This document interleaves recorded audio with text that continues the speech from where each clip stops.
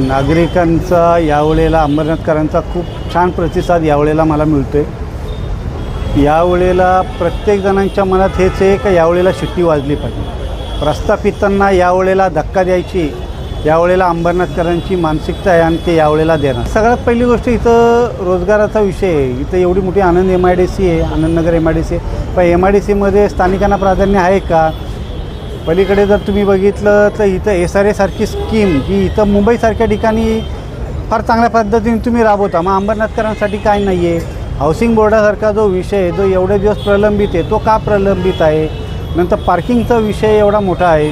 जर तुम्ही स्वामीनगर एरियामध्ये जर तुम्ही खरोखर चांगल्या पद्धतीने SRA राबवला तर तुम्ही त्या माध्यमातून तुम्हाला तिथं खूप मोठी जागा उपलब्ध होते, त्याच्यातून तुम्ही पार्किंग होते।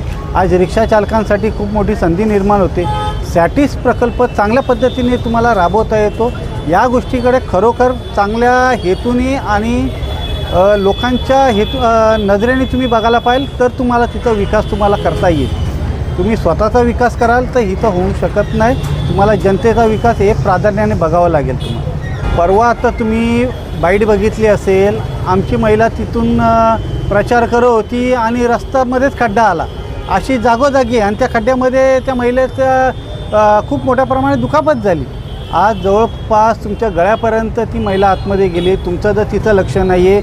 आज तुम्ही मोतीराम नगरच्या इथं जर तुम्ही बघितलं तर तिथं मेन रस्त्यामध्ये खड्डा आहे, जे आमदारांच्या घराच्या बाजूला आहेत, तुमच्या ऑफिसच्या बाजूला आहे, उबाटा गटाच्या ऑफिसच्या बाजूला आहे। मग तिथं जर तुम्ही प्रॉपर लक्ष देऊ शकत नाही तर जनतेचं काय तुम्ही सांगताय? तिथलं जनतेला तुम्ही दिशाभूल करू शकत नाही। जनतेच्या प्रश्नावरती तुम्हाला खरोखर गांभीर्याने तुम्हाला विचार करावा लागेल। हे आजपर्यंत इथल्या लोकप्रतिनिधींनी केलेलं नाही आहे। तरुणांना आवाहन करेल का, आता यावेळेला जे इलेक्शन आले त्यावेळेला तुमचा सहभाग चांगल्या पद्धतीने राबवा। तुमचे जे प्रश्न आहेत ते एखाद्या तरुणाच्या माध्यमातून तुम्ही बघा।